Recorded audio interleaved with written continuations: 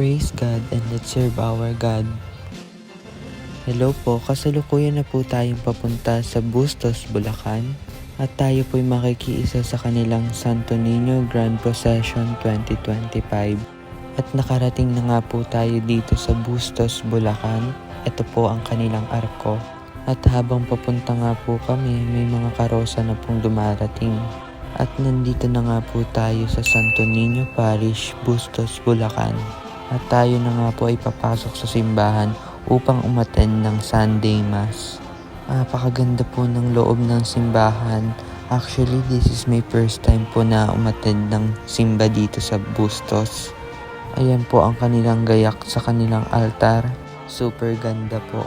At natapos na nga po ang Sunday Mass. Ito po ang gayak nila ngayong kapistahan ng Santo Niño de Bustos.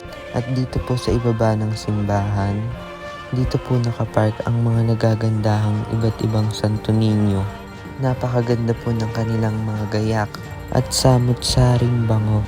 At ipapakita ko po sa inyo ang mga nakuhanan ko ng video ng mga Santo Niño. At ito na nga po, malapit na po magsimula ang Santo Niño Grand Procession. Ito po ang karosa ng pestihado, ang Santo Niño de Bustos, Bulacan. Napaka-cute po ni Santo Niño. At magsisimula na nga po ang prosesyon na pinangunahan ng cereales at sinundan ng mga asherets. Napakadami po nilang mga asheret na puro mga babae po. Bali, dalawa po ang karosa ng Santo Niño de Bustos, nasa unahan at nasa likuran.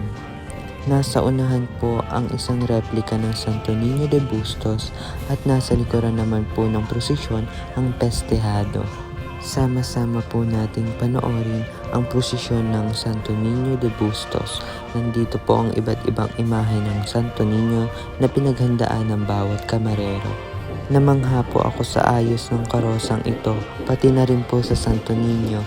At dito nga po pala tayo sa pestihado umilaw at kasalukuyan na po tayo nakabalik sa parokya. During old time po, wala pa pong simbahan ang Bustos, kaya po dumedebosyon sila kay San Agustin.